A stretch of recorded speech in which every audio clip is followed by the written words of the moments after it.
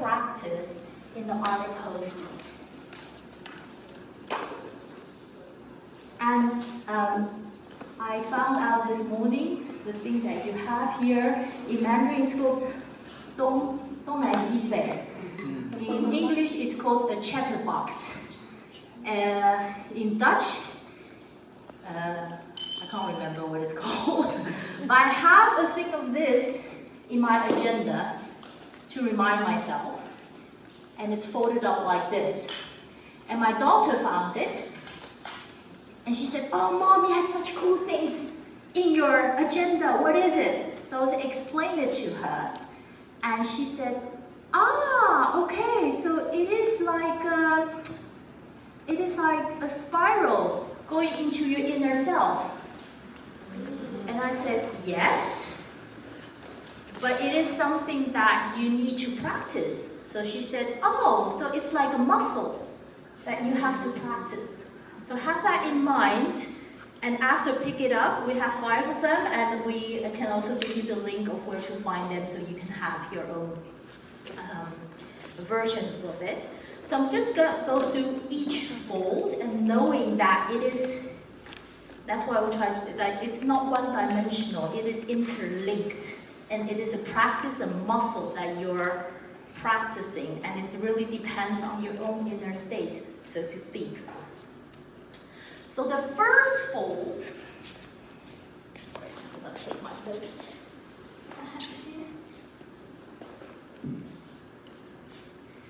So the first fold is about hosting yourself, and that is here.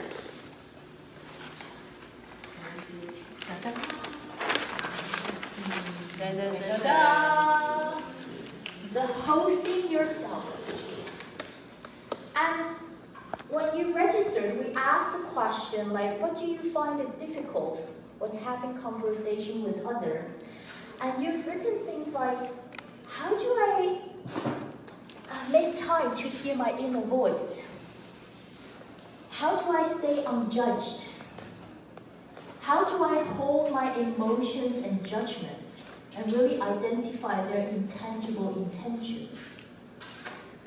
How do I stay present in the moment while there's inner fear and actually want to retreat? And also, like in conversation, am I even getting what other people are really expressing? And should I say the things that come up to my mind? And all of that is tied to that host yourself to be present. Whatever you do, we talked about yesterday the role, being a father. How do you stay present in really attached to that intention of raising your child in a way that you feel will benefit the soul? In the role of adventure, how do you stay present while you are out in your adventure? And for that, to be present, that's why we also offer like a morning practice. How do you host yourself before coming in this room? If you are a researcher, a facilitator, a teacher, how do you host yourself throughout the whole day when you're like, I'm really hungry?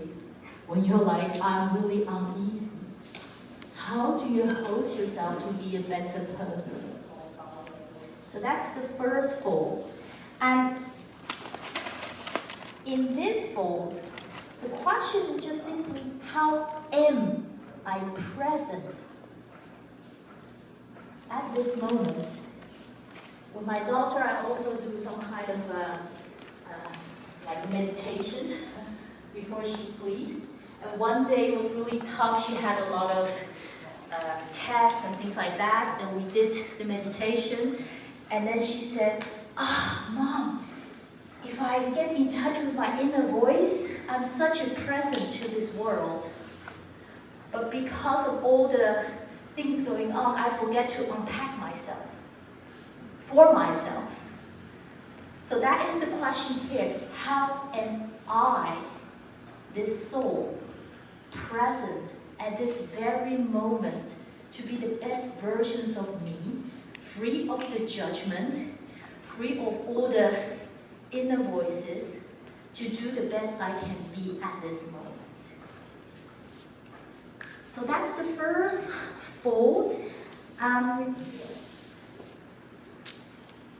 when you are present, and because we live in a world that's connected with everything, with people, with nature, with our ancestors, and also people coming after us, we interact with people. We're not a standalone thing.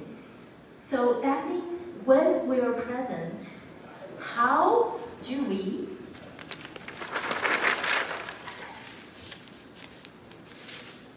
participate? So in your role, when you go out there, or you're being with others and you hear something you might not agree with, it could be a point of view, but it can also be something you want to experience and have experienced yourself, but you think, this should be done in a different way. But how can you stay present and participate in a way that will really contribute to the well-being of the whole? So how do you participate in a way to, for example, amplify the small voices, the things that are not being said yet? How do you participate? And also, when you hear something that might feel triggering, for example,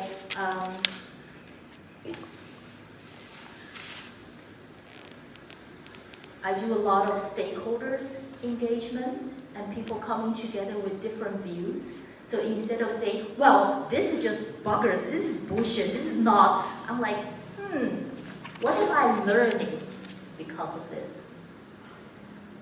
I don't have to agree with it, I can hear it, and maybe discover something that is important to me.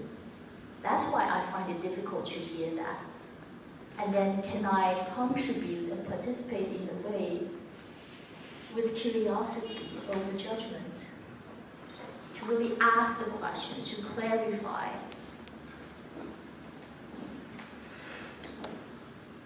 And in the how am I present,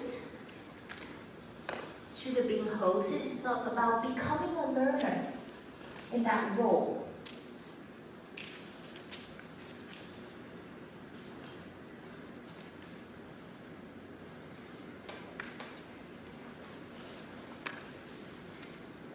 And for here, you can ask for yourself the question, not to answer now, but like in being hosted and participate, like when in groups, how am I contributing to the higher goal?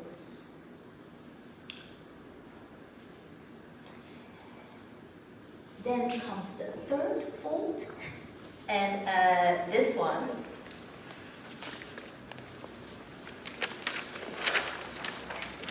It's about hosting others.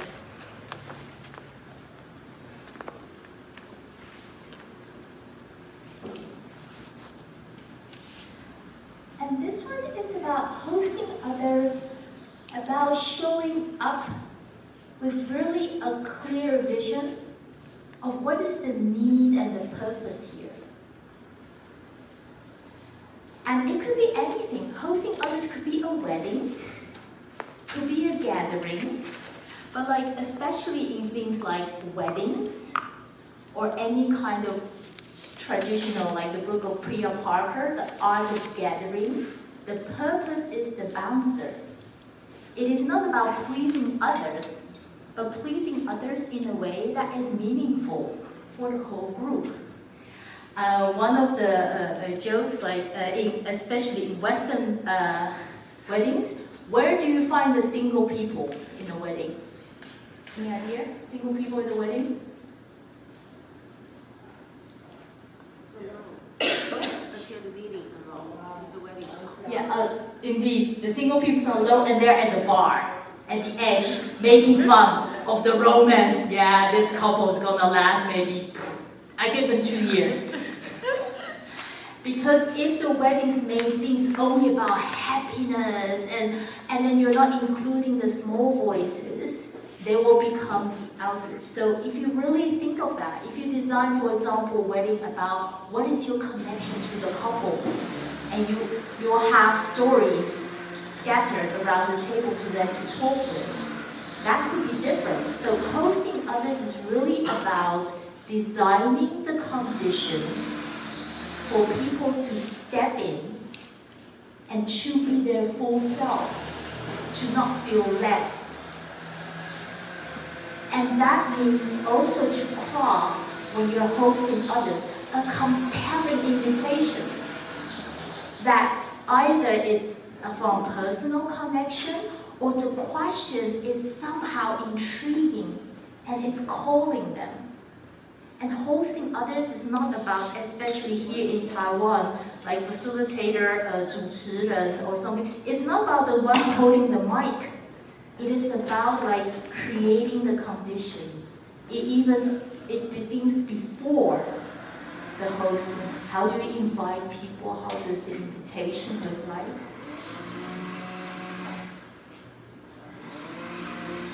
So that's the third goal about hosting others.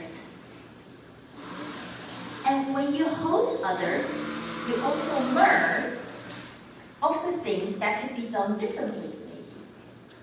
Like, oh yeah, I tried this out and this is not working, or it is working. And then comes the fourth fold. And this one is about co-creation. A community of practice.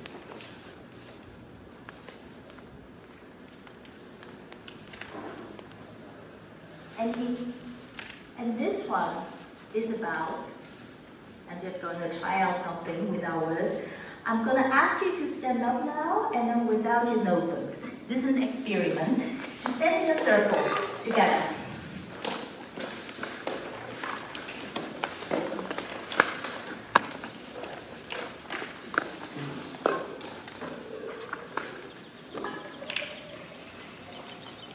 We're going to embody the community of practice now, okay? So the movement is this.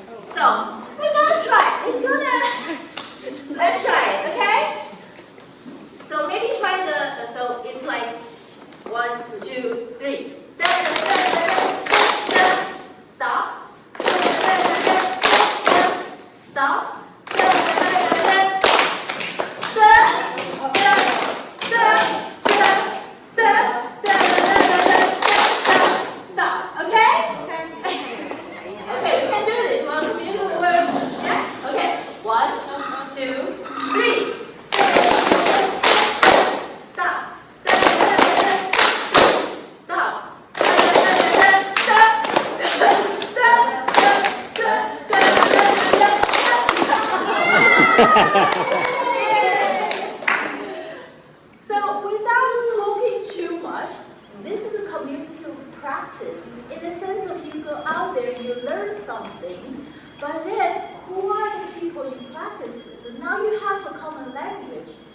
you go out and you talk to your husband, your daughter, your mother, your friend, your colleagues, you're like, oh, you know this fourfold practice? Huh? This chaotic path? Huh? They don't share the language. But when these people here, you can like, did you get that order thing? No, for me it's like this. So with whom are you learning to give meaning? And also there is not a higher, like a professor or a teacher that gives you the answer. Like here, we're learning the rhythm together. And the result of it will be different each time with the people you're with. So in the co-create is really about the community of people sharing. And then like, oh, I tried it here, but then it worked out this way. And then I try it here, and it worked out this way. We're adding meaning. So for example, the art of hosting, as Naryang said yesterday, the practice guide you saw, there are different versions of it. Because how art of hosting is practiced in Northern America, or in South America, or in Vietnam, or in Japan, will have its own nuance. Because the people coming together will have a different understanding. And that then feeds to the whole world of the art of hosting. Oh yeah, actually, if you explain it this way, this is how it's understood, or it's enhanced. And then we have different templates or formats. So that's the community practice. And to wrap it up, how am I doing day host on time? Good? So here, what am I learning? What is mine to do instead of doing a little bit? And who are my mates to practice with? Would you say that? I just want to wrap it up what Sara just said. Very often we say the community that learns. And in our community, people often understand it as, oh, I learned something and I come back to teach other people, and we teach each other. And for me, that's not yet a community that learns. Maybe like a community that teach each other. But a community that learns, like Sara said, when I brought back something, I studied in Sweden, I came back to Vietnam, I brought back my knowledge that I learned there about hosting, about sustainability. And that knowledge evolved into something else, thanks to me being part of the community in Vietnam. And we have a different way of practicing it, explaining it that resonates with our local community, with our parents, our farmers, workers that we work in Vietnam. So we no longer need to copy the exact textbook in Sweden back there. So for me, that is a community that learns. It grows together. And in the center of it all is this symbol. It should be placed like this.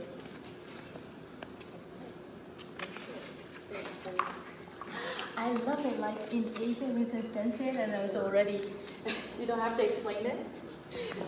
Because it's like the yin and the yang, as in the complementing force. The sensei is about the discipline, showing up, doing the thing, doing your morning practice, stay present. You need to sit down if you would like to. And really like, no, I tried it out, how can I do it better next time when you're having that kind of energy, when you're, for example, hosting others, or when you're participating, when I was participating in that conversation, I did not show up really well. I was a little bit of a messy self. I can do better next time. That kind of energy, you want to do better. And the midwife energy is about, like a grandmother energy. I always think of the image of my grandma who passed away.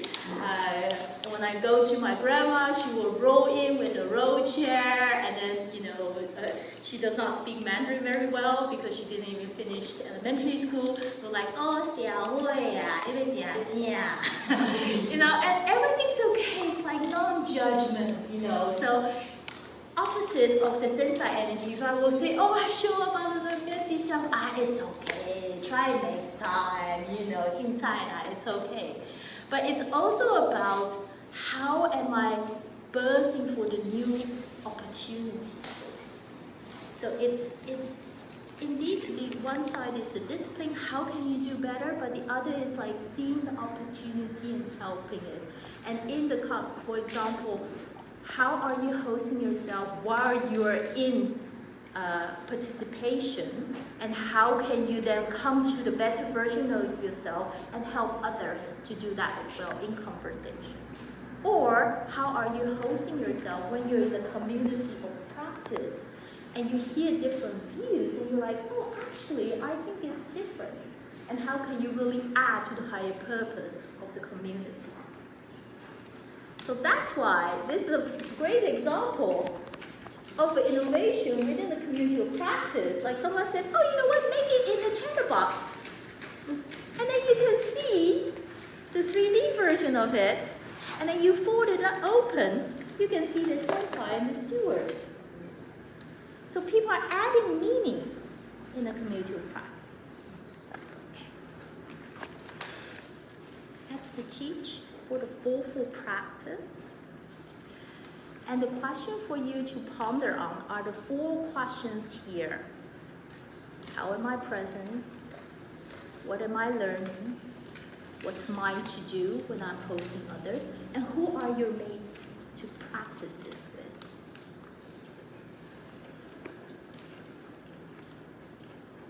We have 5 minutes. Any questions? How's it? Yes. Can you explain more about what is mine to do? Yes. So what is mine to do has to do with also don't host alone. As you have experienced it, we're doing this together. Also the whole hosting team. And what is mine to do, as in how to contribute and in a way that will really add value, so that I am not just burdened with everything, but I can really add in the diversity as well. I think many times in English we say it's none of my business. It's not my shit. It's different from this. When you ask, it came up a recent story of my friend. His parents had a conflict. And normally in our families in Vietnam, when parents fight, children just stay away. But he talked to me like, how can I host this conversation for my parents? And it's really seriously answering the question, what is mine to do? He put aside the norms in Vietnamese society about children do this and parents do that, and he stepped into the role of taking care of his parents in a very innovative way and seriously consider what is mine to do as someone being part of this family and knowing my parents. And he did host the conversations for his parents. Any other questions, or just what resonates as well? You're like, wow, this is an insight.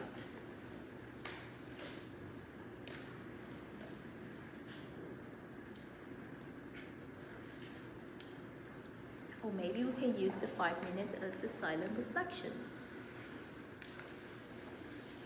So take about 3 minutes or so just to write down your thoughts in any language. It can also sometimes be drawings.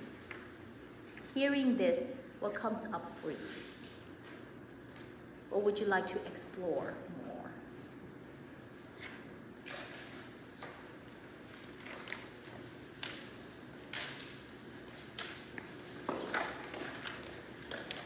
And feel free to grab the 东南西北.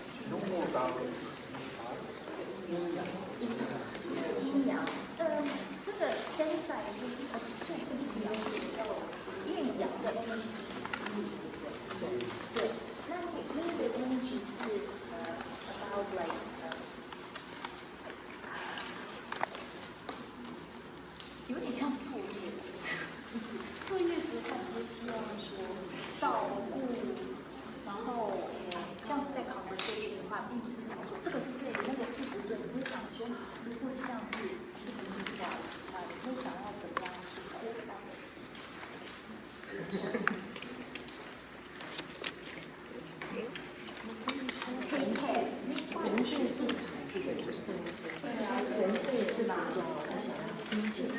对，然后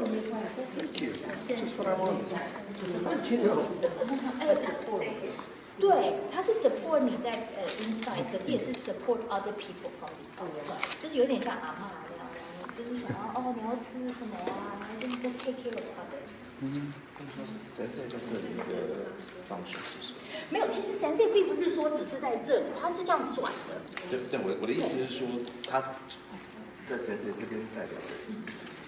神社的意思就是说 showing up, do your thing, do your practice, and do it a certain way, and improve and improve and improve. 所以就是神社真的是讲discipline, yeah, discipline. And midwife is like, yes, okay, and it's really this kind of energy, and supporting and forgiving and waiting for them.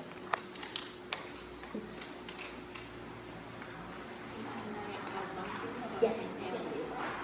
And whichever you belong to the energy about sensei and midwife, you really need to connect with the belief that, if I can be like this, I can contribute to the other person. So sensei doesn't mean you always strictly say something very, very strict. If you really think, if I can say this guy is really improving now, and then you can say. And if you really think, midwife is not encouraged to be people lazy.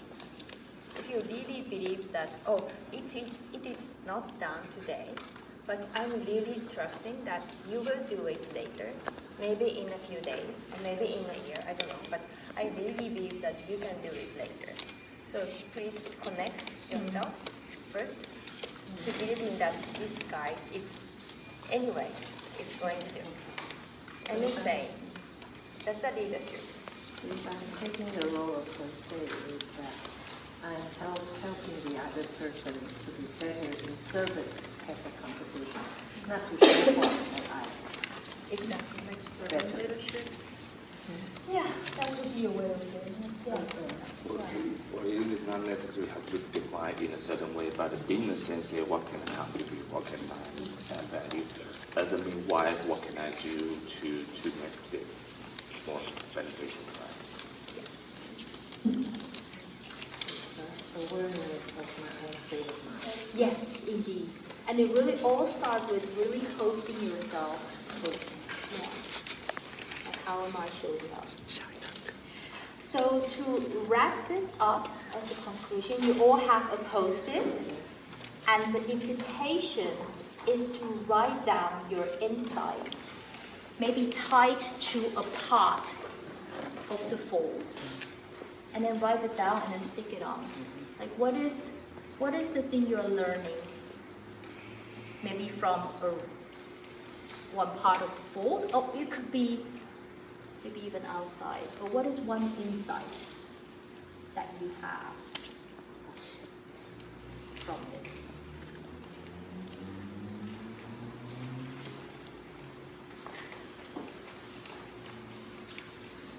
Or if it's too difficult, you can also just like yesterday with the chaos and the chaotic, maybe even try to translate one of the things. Like how would you say in, like in hosting others, instead of 主持, how might you say it?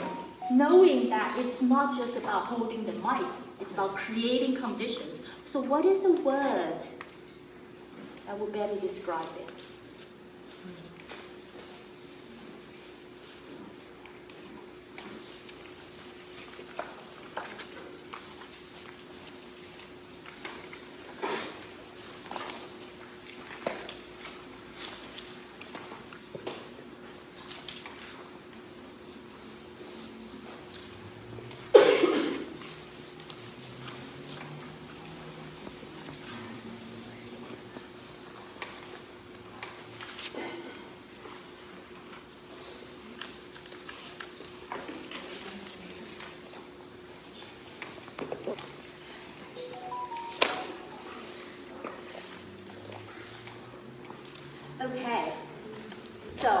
I just thought that we need to wrap up because the World Cafe team needs to host.